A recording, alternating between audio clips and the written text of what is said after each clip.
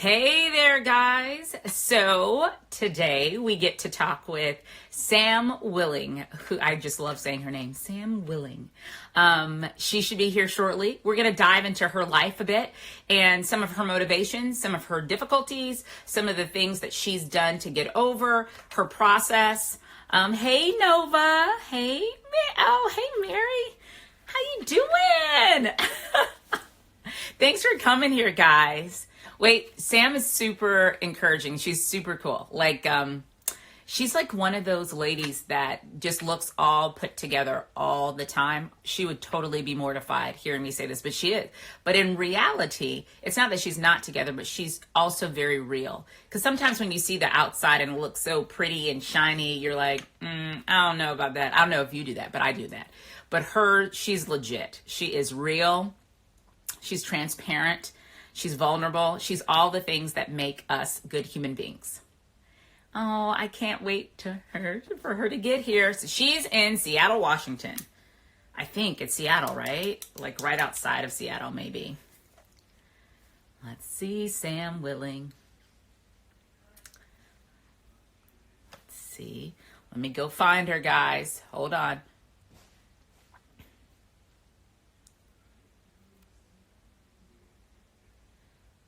Okay, it's only 1 minute past, so she's like super overachiever, so I thought she would have been here waiting on me, and I didn't want that to happen. Oh, thank you, Nova. Yeah. I mean, seriously, she's like overachiever, like dot that I, cross that T. Like I'm going to tell on her and she'll think it's hilarious. She reached out to me. She was like, do you have some topic points that you want to go over? And I was like, I know you overachiever who want to know. Oh, there she is. I was like, I know you want to wave. Okay. View. Yes, here she comes. I was like, I know you want to outline. I'm not sending it to you. Oh my God. I hear you talking about me. You hear me talking trash? I was like, she's Mrs. Overachiever. She sent me an email. I was like, do you have topic points? I was like, I know you overachiever. I know you want outlines. I like a plan. You know, I like a plan. I know you do. I'm learning lots and lots and lots of lessons about like letting it all go. I mean, honestly, Sam, right? Because the truth is what the corona is teaching us is we never had control, but we feel the lack of control that we never had now. Before we could fool ourselves. We could be like, yeah, I got this. Totally. Now we're like, I mean, and it just keeps coming, you know, like we had an announcement. So I'm in Seattle for those of you that don't know, and I'm going to turn this so you're looking at something a little bit prettier. Pretty. You're lovely. Oh, thanks. So we had an announcement yesterday that there's no school for the rest of the year. Right. Mm-hmm. I know we kind of had that one too. Right. And so it's interesting because it's like just when you start to think you can kind of control something or create a plan, it's just like you can't. Right. And so for me, for someone like me, yes, it's actually really good. It's actually been a and really who is good someone thing. like you? Tell them, because okay. I know who you are. But who is someone like you, Miss Sam Willing? So, my gosh, where should I start? So the reason I say, so I'll tell about me a little bit, but the reason that I say someone like me is that I'm confusing because I wouldn't say I'm a type A person at all.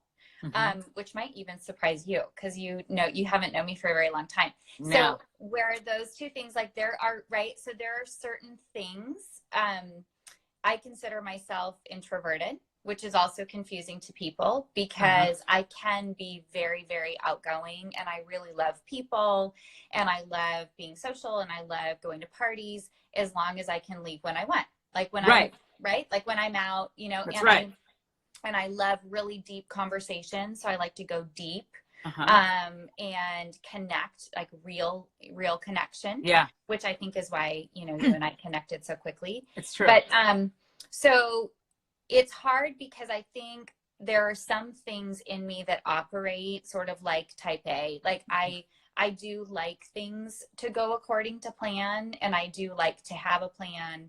I have struggled my whole life with perfectionism, which is why I started my podcast, Imperfection Wins. Yes. But it's interesting because one of the things that I think is, I consider myself sort of a combo, is that I like all of those things, and I like things to go well, and I like to have a plan. But when things don't, I actually don't get out of sorts. I don't get like really freaked out. I don't panic. I don't. And I think, but a lot of people would expect me to. Like I actually, today's the first day, just for you, that I put on a normal shirt. Hey. That's not a workout shirt. And also I put a tiny bit of curl in my hair because because it's really turning quite gray through all of this. And anyway, so I even put on a little makeup and some earrings. It's the first time in 5 weeks. That stuff for me, I know, right? So that stuff for me, actually, when it happens, like when the rug's pulled out, I actually am super resilient and calm. Like I can roll with it.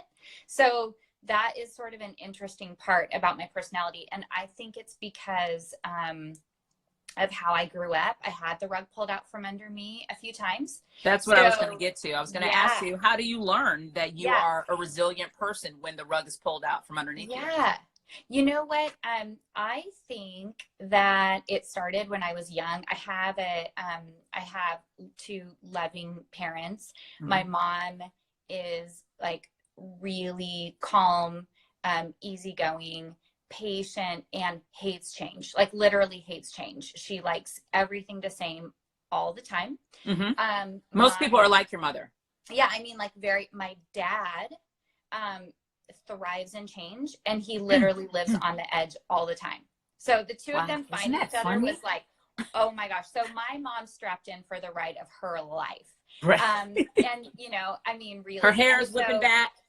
Yes. And so I was raised in this environment where I saw my dad it was like a constant roller coaster, financially, in jobs. In even, you know, when I was a teenager, he went blind. So he lost his eyesight when How did he go blind? Just like overnight? Yeah, his retina's detached. And it was a really weird thing. I remember one day, I was 17. One day he was out working in the yard, and he came back in and said, I don't have any peripheral vision in one of my eyes. Like it's like a black, it's getting black, like it's moving over. And so he had a headache, laid down, took a nap, woke up totally blind in one eye, went in for emergency surgery, which back then they didn't really have great surgery for eyes.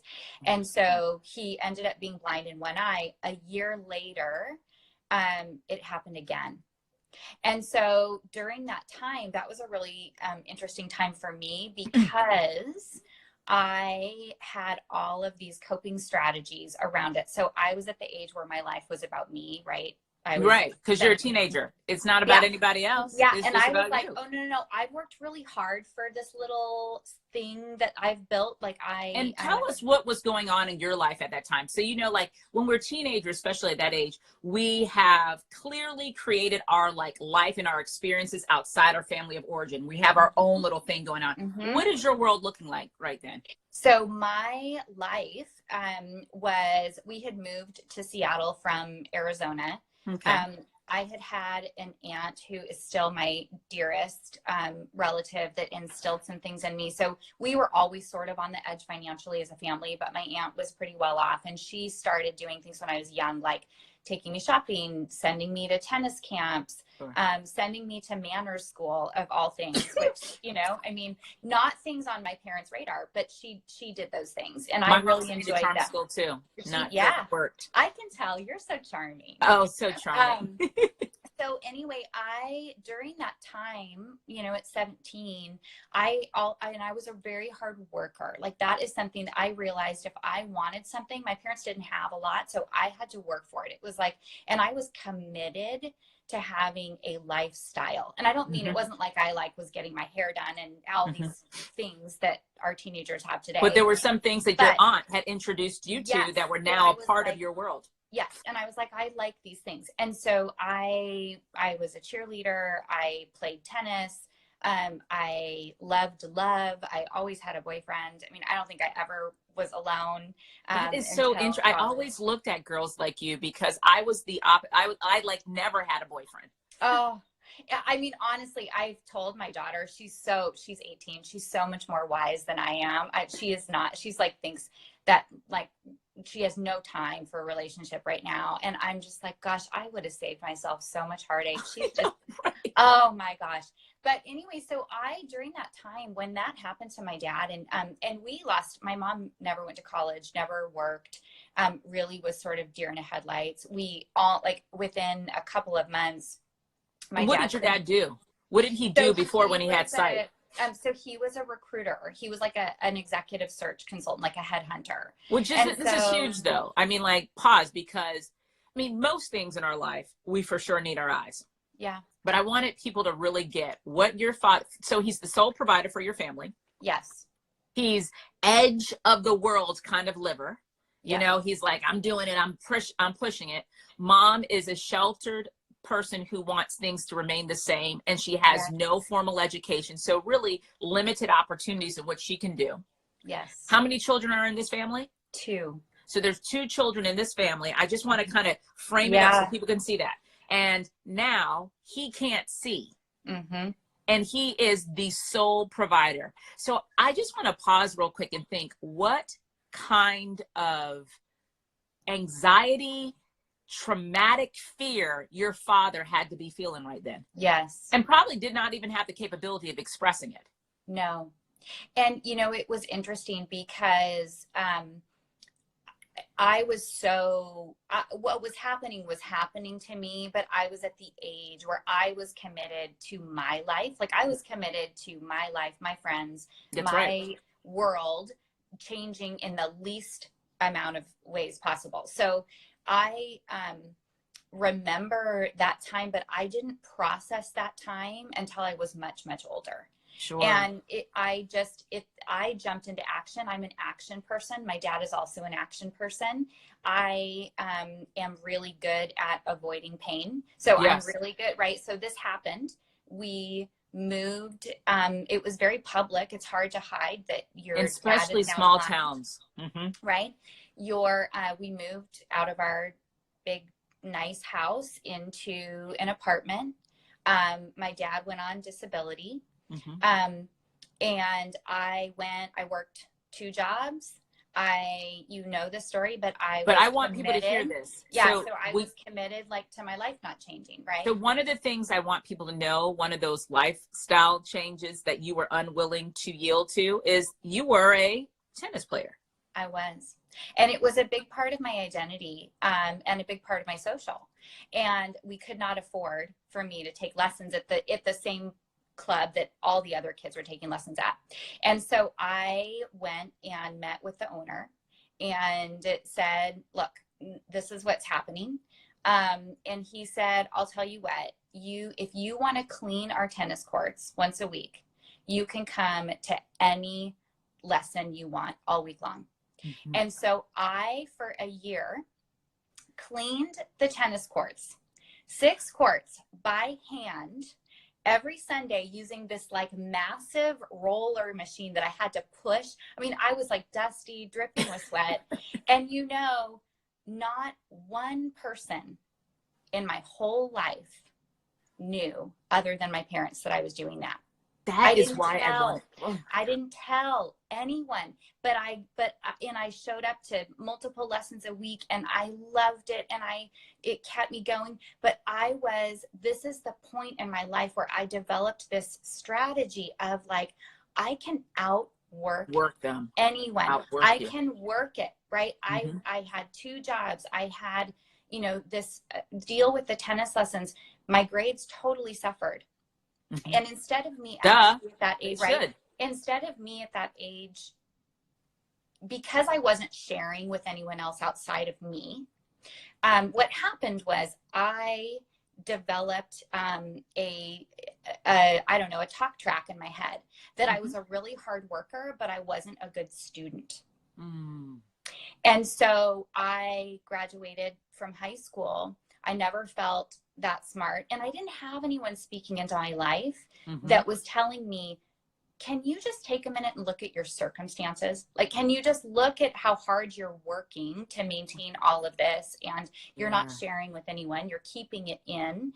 And you know what is really remarkable too, I think I would be remiss if I didn't say this, is that it didn't dawn on you to open yourself up to share that. So you're when you do something, it is your reality and it's the norm. Yes. So in your head, you don't even know that what you're doing is absolutely astounding. And the reason why you don't know it is because you're sharing it with nobody, and it's just your world. It's what you're doing. So you don't know it's astounding. But most people, and you're thinking, the worst part is when we're that age, we think this is how life is. This is how you do it. And the truth is, no, that's not how most people do it.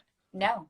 And the reason that I wasn't sharing is that I actually felt ashamed of the struggle. Yeah. Right? Because my friends weren't. Now, I am confident now at almost 45 that they had their own struggles, of course, that I didn't see. But at the time I felt shame about it. Yeah. And I wanted to protect myself. What also was happening in my life was that my dad, who had felt, all this anxiety, our life was completely rocked. What also happened was that I will never forget, he sat down and he said, I don't want anybody in this house to be afraid. I will sell encyclopedias door to door if I have to. We are going to be okay. And I think back to that time of my mom, and I described her as not liking change, right? So for her, to be honest, really hard. Sorry, you went out for a second. I think a lot of people would have left because that's really hard, right? And it would have been easier to go find something else, someone else, do something else. Take care of you. And she didn't. And we all just somehow we made it and we functioned. And what is insane now when I look back, what my dad actually did was he went on disability. He worked with the state to come in and set up a special computer that actually had, he was a recruiter, right? So he talked to people all the time. So he had a computer set up by the state that read to what he was typing in one ear. He was listening to a candidate and talking to them in the other, or a business in another ear, and talking to them at the same time. And he started his own business. Now, we did not get rich off the business. Life was not easy, but he made enough with disability to sustain us. My mom went and got a part-time job. I went off the next year to college. And again, like, I didn't feel smart, right? Like I had developed this persona. So I kept that same strategy all the way through college. It was like, I was involved in clubs. I was in a sorority. I had a, probably like pretty good life from the outside, and good as I was experiencing it, because again, I was doing what I wanted to do, but I worked hard. I had a job, all through college. I paid for most of my tuition through loans and student aid. My parents paid for what they could. And I, once again, was using that same strategy of just working so hard, right? Just so hard. And I left college, after 4 years, and my grades were okay. My grades were exactly where I expected them to be, considering I didn't ever consider myself that smart. Right? Yeah. So, which I know you, and I know that you're very smart. Yeah. So this is an interesting thing. So there's two interesting things about this point in my life. For starters, when I was 21, my dad got his sight back. What? So, yes. So I was away at college. My dad had, to this point, lived as a blind man. He used a white cane. He knew Braille. He has the And computer that's speaking here, and he yep, hears the candidate. He's doing he's all of doing this. his thing. And so this is real quick. Yes. When he lost his sight, you're 15, 16?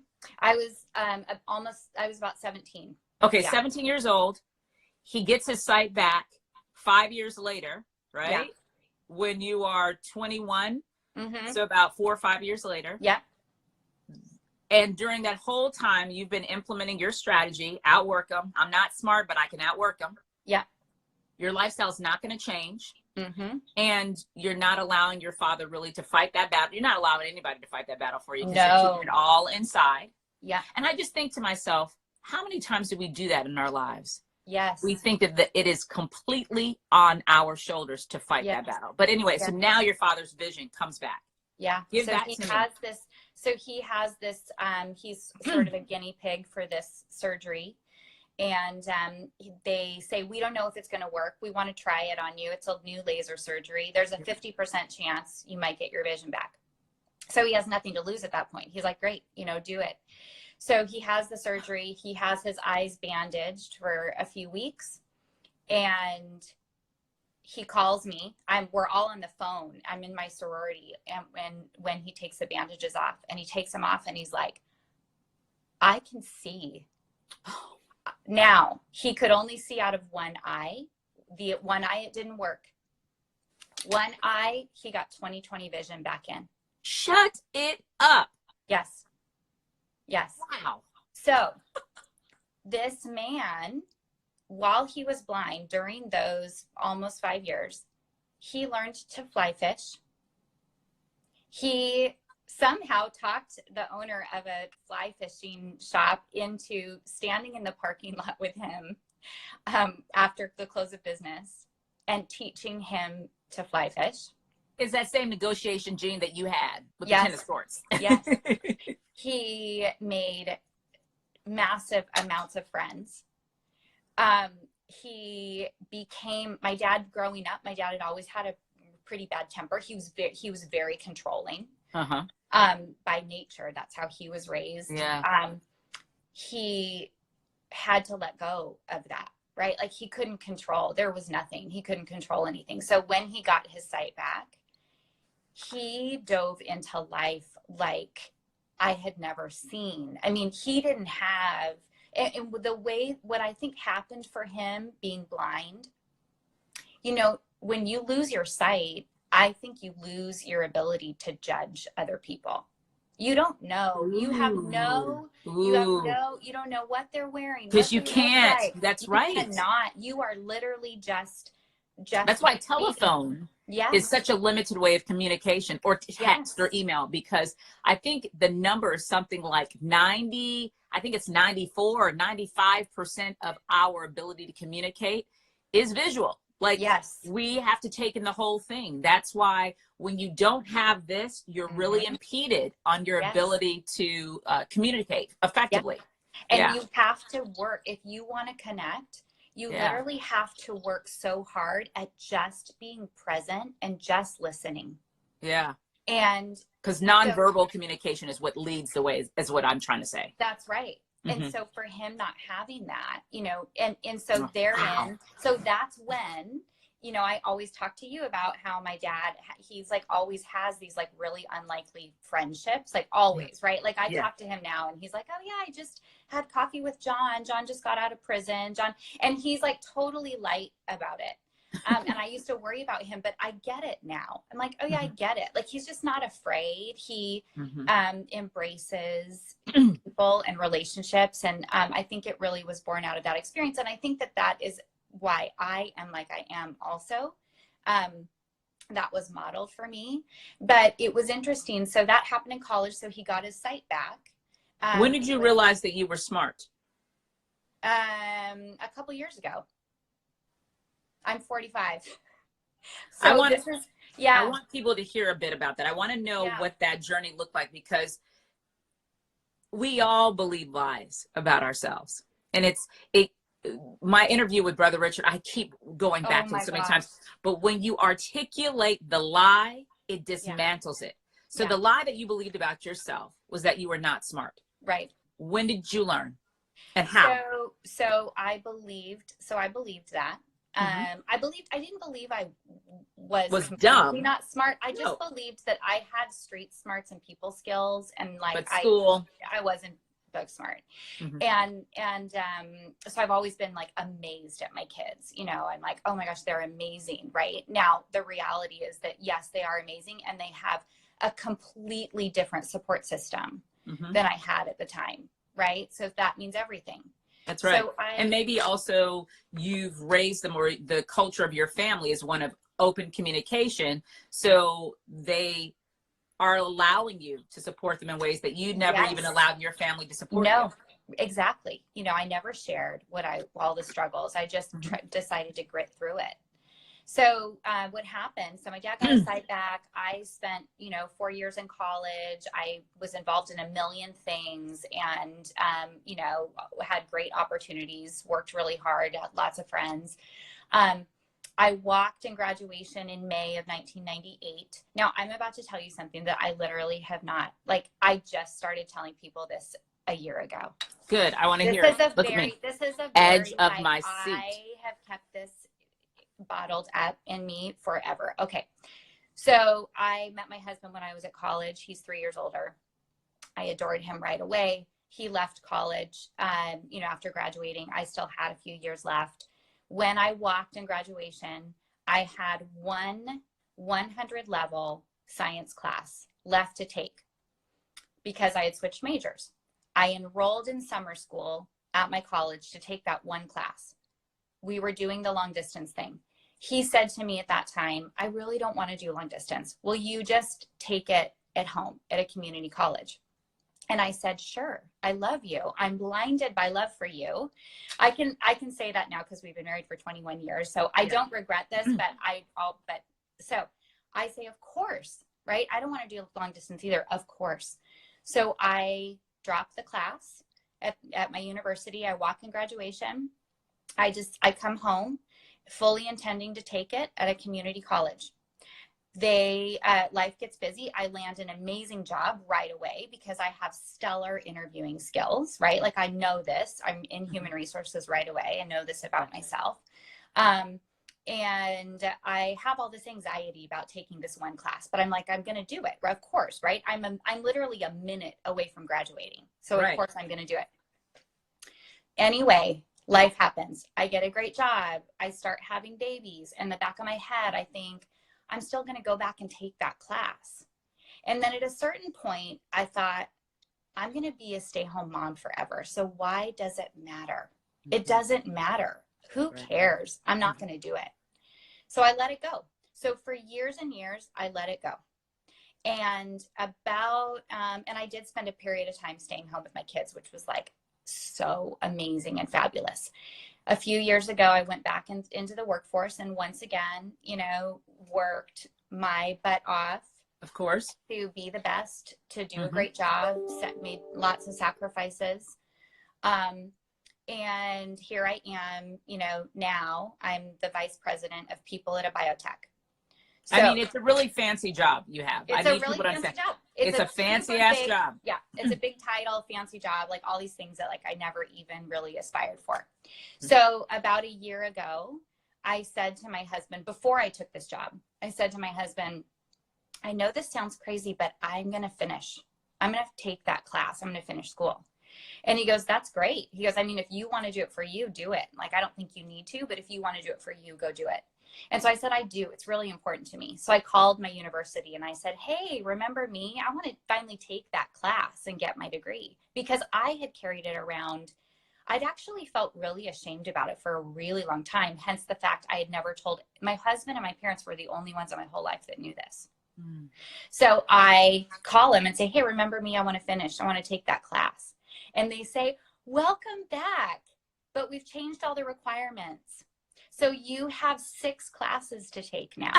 I'm so sorry. That is crazy. Yeah. Oh my God. Go 6. on. That is crazy. So I say, what are you thinking when you hear they say that? I go, okay. Well, I said I was going to do this, and I'm going to do this because now I've said it out loud, and now I have a daughter that's about to go off to college. And you know what? I want her to know 2 things. One, just cross the finish line. Yeah. you know, and two, like, don't compromise for a man. Like, I love my husband. I So understand. You and, can say that, and that's not anything against your husband. but don't I get it. compromise, right? For anyone. Like, just Yeah. do your thing. And no, like, I could have stayed and taken that class and done long distance. He would not have left me. He would still have loved me, right? Like, And I it was would have afraid. been over in like a month or so. And it would have been over. And Mhm. now here I am at 44, and I have 6 classes to take, which was very overwhelming, but I decided I was going to do it. And so I am right now on my 4th class. I am almost finished. I'm almost finished with political science. Hey, I love poli-sci.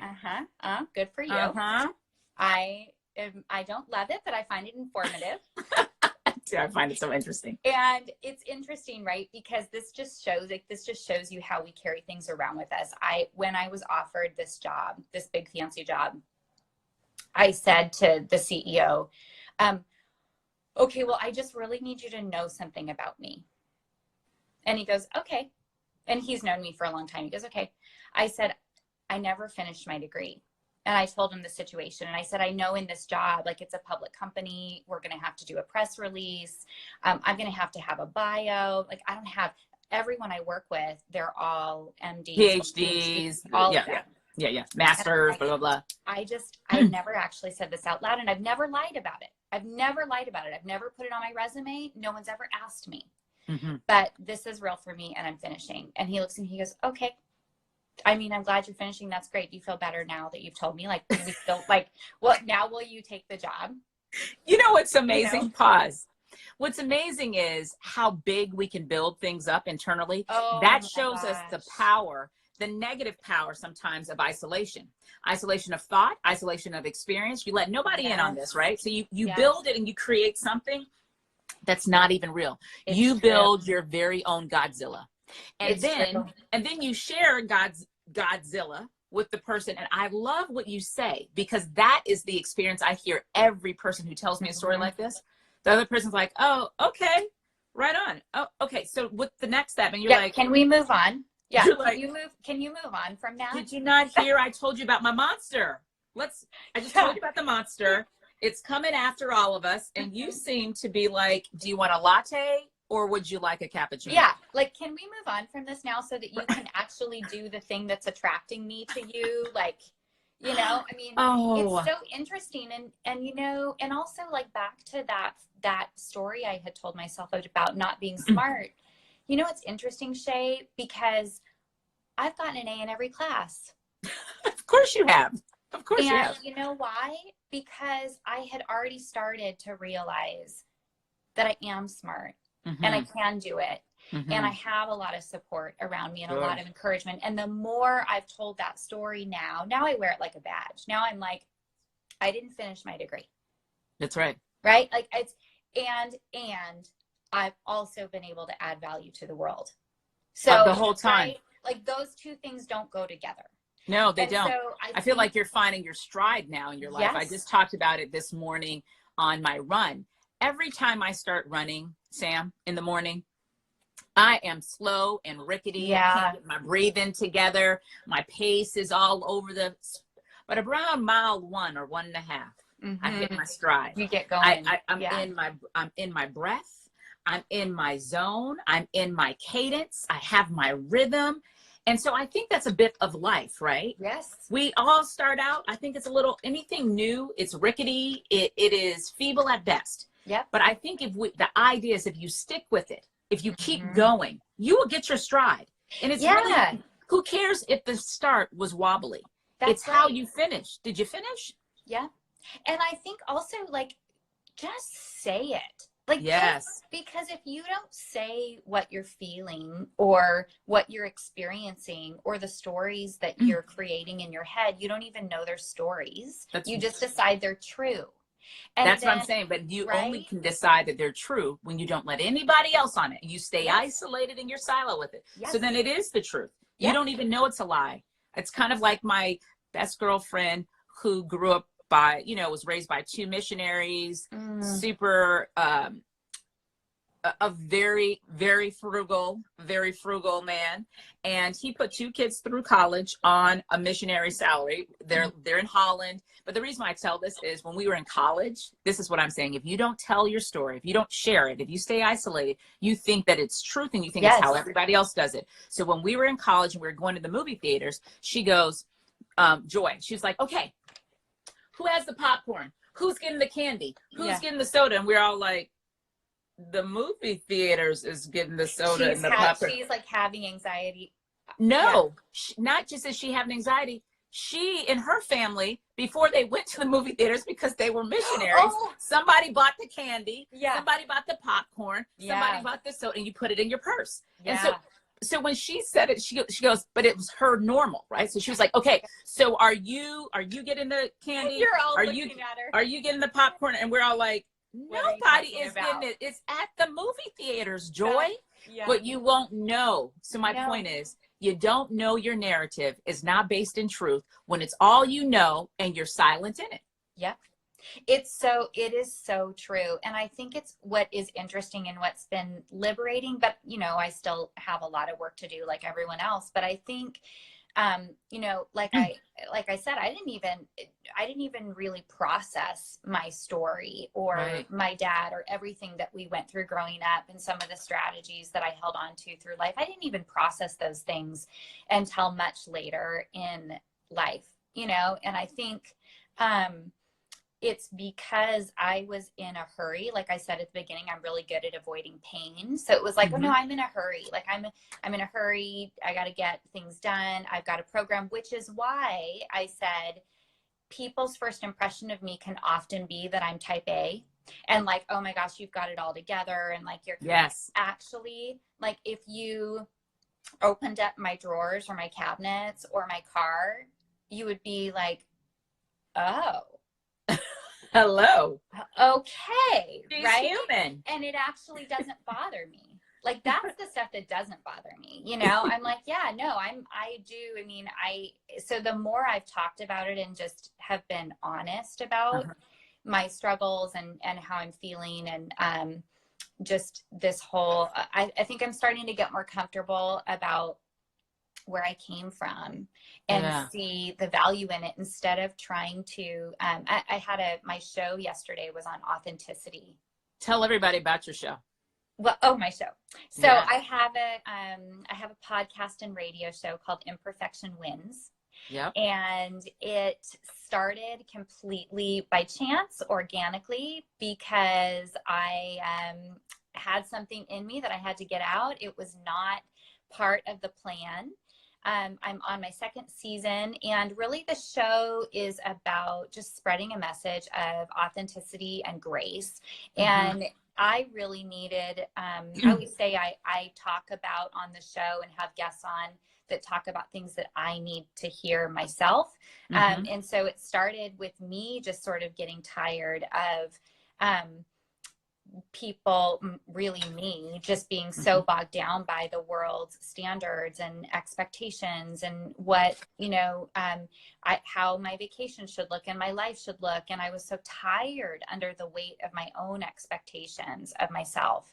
That's what I was going to ask you. Do you think that you are more comfortable with the stuff that's in the drawer, the stuff that's in the car, being fakakta, because that's not what people see? But the thing that people see is where your control lies mostly, maybe? Yeah, I think so. You know, I think that for a really long time, I've been afraid, and it goes back to all the stuff we've talked about, but I think for a really long time, I've been afraid of judgment, right? Or like opinions. And it's interesting because I'm a peacemaker. I'm a relationship person. I'm a pleaser. I enjoy making people happy.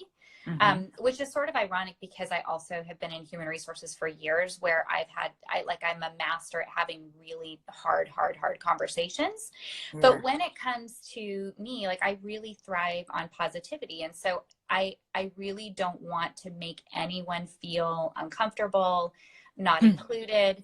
And so in some ways over the years, I've taught myself to release like only the bits and pieces of me that I thought whoever I was with could handle, right? It's like, oh, if they knew the real me. I love that. Right? I Like if love they knew that. the real me, they might Compartmentalizing it. compartmentalize. And Sharing it in like little Hansel and Gretel crumbs. Yes. Yes. And I think when you do that, I think a lot of us do that. I think when you do that, it results in some really inauthentic living.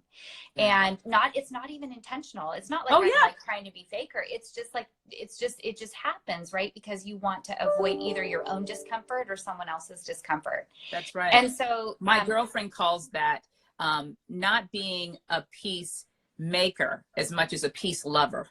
Like you just love peace. You love peace, but you're not a peacemaker, because a peacemaker will have the difficult conversations that's necessary to establish peace. But a peace lover just will like dodge. Kind of like, yeah.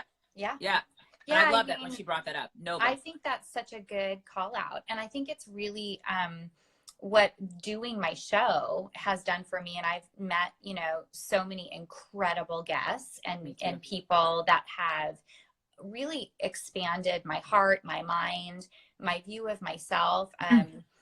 And I really feel like it's pushed me to really look at myself and where are the ways. I mean, I consider myself a pretty authentic person in terms of how I love people. Like I love people hard and well, and I love relationships and helping other people. But there are a couple areas in my life where I'm like, you know what? That's not authentic. Like that's not authentic. And I think I've been pushed to expose those areas and start to get more comfortable in the uncomfortable in those areas, because I really do feel like I'm being called to be fully authentic. And I think there's a lot of freedom in that, but the growth part of it is kind of painful. It's kind of uncomfortable, to be honest. It is.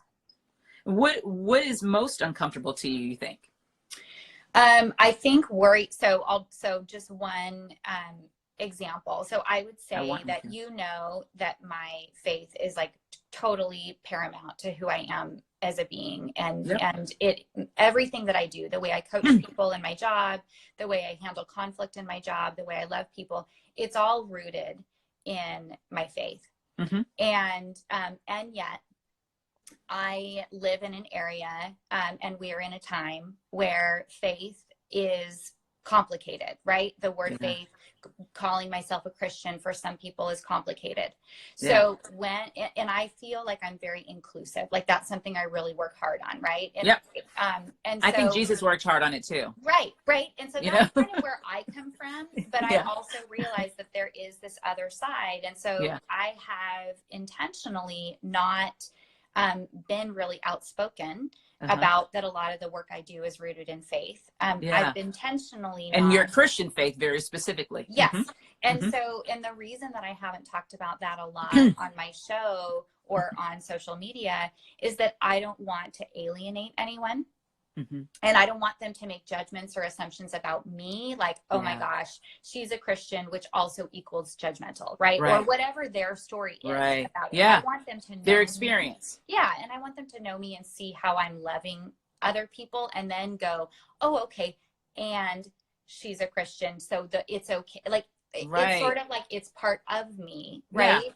But and Christians, we have this conversation, like me and my Christian friends, we have this like, there are times when I'm like, oh my God, why do we? It's kind of like Black people when we're together, we're like, oh Lord Jesus, here it goes. Here we go, and we have that very private feeling or hurt. We do the same thing as Christians. There are a lot of Christians that I'm like, hey, Jesus, stop. My eye is hurting, my neck. You got, like, I can't even breathe. I know we look like horrible people. And that's, I mean, and so I think that has been an area like going through all of this stuff right now, right? With COVID. And I finally yesterday, my podcast was just like real about it. I'm like, look, like what's keeping me? I've had a lot of people ask me, like, what's keeping you from being in a swirl of fear and worry and anxiety right now? And the truth is that like, I could say it's like all the things I'm doing, like long walks and meditation and doing those are helpful. And those are helping me. But at the very baseline of it it's my faith and my belief in God and that he's got this, you know? Me too. And so I finally was like, I need to be honest about that. But I'll tell you, I think it's like that statement, that old adage that says there are no atheists in the bunker. You know, like, I think we're all in that point that you you're can just be like, right. I need to know that there is a God who is in control and who has this. And I think that there are people who are not Christians, who are not whatever belief, who are not Muslim, or who are now seeking something. Something is bigger than you. Yeah. Something has got to be. Otherwise, you are screwed. Yes. Screwed. Otherwise, it is terrifying. It's right. Exceptionally terrifying. I think that's just one area for me where I think, again, it's not intentional, but I've kept it to me. You know, I've kept it to myself.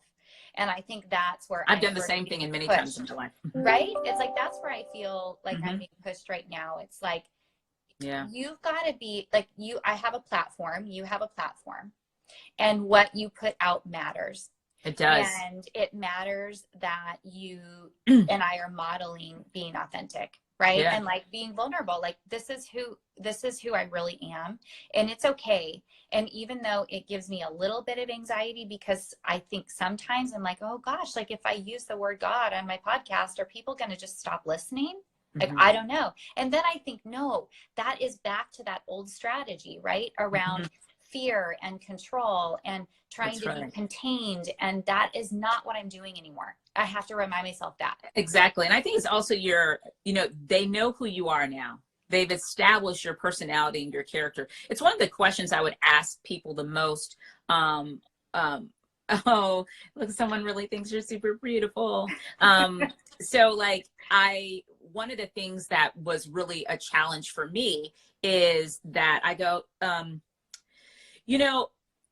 we have this concept of God, and we don't ever want to come off as jerks.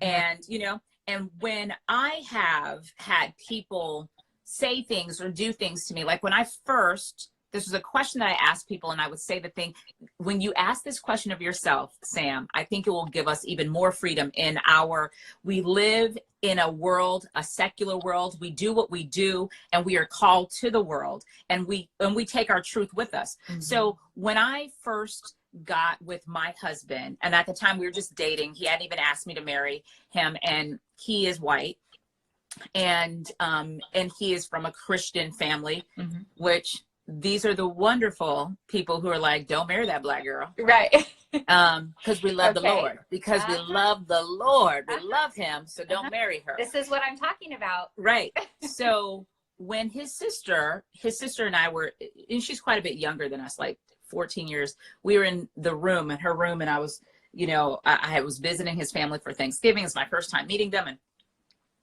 And his sister said in her Southern accent that I literally understood about 60% of what she said when she spoke. I was like, interesting. And she said, do you think that God likes it that you and my brother are together? And I was like, sweet. But what I said to her was, let's examine his personality. Does that sound like God's personality, that he would have an issue with his children loving each other? And I remember her being like, I shocked her world. Yeah, and I remember it's very confusing. It was, because she came back with, well, bluebirds stay with bluebirds and blackbirds stay with black. And I was like, oh, I don't even have time. My head is hurting. My head is hurting, Jesus. Because I did not know that you could reconcile these beliefs that ostracise and are not inclusive with Jesus, because they're not reconcilable, by the way. They're not. No. Yeah. And I think that's why, and to be honest, this has been an interesting journey for me, because back to like my whole story before about like, perfection and, appearance. And even now, like, people will look at me and make some judgments about, especially with my job, like, oh, she is a certain way, or she has it all together, or all these things, right? I describe you like that. I said, this is the thing what I and it's so funny. It's like the friends that I have in my world are like that. Like my girlfriend, Joy, who's my sister, She is like the epitome of what America says is perfect and beautiful and right. And as are you, as is Nova. Like, you're blonde, you're super pretty, you got the gorgeous eyes, you're super fit, and you're everything. So if you just see from the outside, you can make all kinds of assumptions on who she is and who you are. Like, you're a snob. You may not be the kindest. You may not be inclusive. You may not be really the kindest person, like the best kind of person inside. Well, and I think that's why it's so important to me. And I'm like, I think, because to me, I don't take comfort in any of that. None of it matters. It just doesn't matter, you know? And I think, you know, this platform, the responsibility of having a platform and a voice, I had to get to a point, like, if you ever listen to like the first season of my podcast, I talk a lot about me and the story that I've told today, and a lot about my own struggles. And I have a lot of guests on that are talking about helpful things, you know, like, I think the first season was solid. I think it was great. No, you're pretty amazing. You started in your closet. You just like, I'm doing this. I started in a fort. That's the truth. I love it. Where I think things pivoted was that this second season is not about me. Like, this season isn't about me and my struggles and sort of me like shedding layers. I am still doing that, because we all need to be doing that, right? But so I'm still shedding layers of myself and getting to the core of me and being pushed to grow and more authentic. But what I feel like has happened is that I feel like, you know, God sort of said to me, like, I didn't make you to be contained. I didn't make you to blend in. You have a story, use it. I've given you a voice, use it, and stop being afraid. Stop being afraid, right? And so he's been really gentle. I'm hearing the same thing. I love it. Right? And I feel like he's been really gentle with me, because even like I was talking about my faith, right? Like, the big scary God that a lot of people envision. The scary God was in my head when I first started the podcast. And this is what I thought. Ooh, if I don't make it a Christian podcast, is he going to bless it? It's like, you stop that. That is old, right? Like, that is not, it's actually not even my faith. And, that is not. and I don't think these lines of delineation that we use we use them to bring order and control and understanding in our lives. But God doesn't do that. Like, God doesn't go, Jesus didn't set out to create a whole bunch of Christians. No. He just set out to tell the truth. That's all he did. And to love, right? And so that's to love, right? And so I think what's interesting is that he wasn't like, how many? Check. No. You are now in the club. Check. No. And I think that's the thing that you know, has happened as I've gotten stronger. And like I said, he's been gentle with me, right? Like, gentle, bringing me along this journey with him. And helping me get stronger and stronger. But I do feel like he's continuing to use it and push it. And, you know, I love it. I love the journey. I love the people that I'm meeting. I also have gotten some criticism, and, has it really hurt you? You know, what's funny, in the old days, it would have leveled me. And by old days, I mean a year ago. Right. It would, right? Like, I don't mean like when I was 20. Sam. I mean like a year ago. I mean, you're like, by the old days, I mean 12 months ago. Yes. It would have crushed. Yeah. Kind of like I was in the store and I saw a little kid look at his mother, who couldn't have been older than like 25. And he said, Mom, when you were younger, were there dinosaurs? It's like, right. It's those old days. Anyway. The old days, right? Yeah. A year ago when I was 44 and finally realizing that I was smart and capable and all those things. Yeah. So now it was interesting, because I got this feedback actually just over the weekend on social media, pretty harsh. And it was coming from a religious standpoint. And what was so interesting is that I searched my soul, like, am I hurt? Is this? And I felt really kind of joyful, because I know what you mean. Because I kind of felt like, you know what makes me so happy about this is that this means that I'm making you, person giving me feedback, about how my podcast is not Christian and how it should be, and how I need to be making sure people know the truth, or like, and I was very clear about, oh no, I'm really confident that my calling is actually to show up and love others. Like, I'm super confident in that. I don't like need any assistance in that area. And oh my God, I love you. Yeah. And they did not like that answer. And I thought, you know what? I felt kind of joyful, because I thought, okay, well, this is like, we are going to be persecuted, right? And this means that I'm being different. This means, and it that means you're doing what you're supposed to be doing. Yeah. And you're doing it at a higher and bigger level than you've ever done it before. Yeah. Otherwise, they wouldn't come after you. Yeah. They wouldn't see you. I know exactly what you mean. I have a story to tell you afterwards. Oh, I can't wait.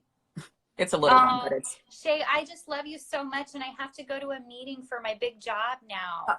Okay. I just want to tell you this. Yeah, I've got that joyful feeling, real quick. Yeah. I just had it too, because my first podcast, IGTV Live that I did with, my talk show that I did with Brian Andreas. Yeah. Like, a lot of his people chimed in. They're like, this is so great. And then one person's like, I like your work. I like your art. I like your writings, Brian. Don't ever do this again with this girl. Yeah. And I was like, okay, look at Shay rising. Yeah. And it didn't hurt me at all. That's what it is. And it was a joyful kind of feeling. Right. And I wish that I would have learned that lesson younger. But you know what I feel now? I feel super committed to help other people learn. You know, it's like as I'm learning, like, we get to release ourselves. Like, you don't have to be perfect. It is okay for other moms that have nothing to do with you, to criticize what you're doing, how you're parenting. Who don't know you. Who don't know you. Right. And then there are going to be this like little dear group of people who get to speak into your life. That's right. And you get to choose who those people are. Right. Okay. You're headed off to your meeting. If heaven exists, what would you want God to say when you get to heaven? Oh, I would want him to say, you loved hard. Like, you loved exactly how I wanted. It makes me cry. Like, you loved exactly how I wanted you to love. You loved everyone. Thank you so much, Sam. Have a beautiful day. I love you. Bye.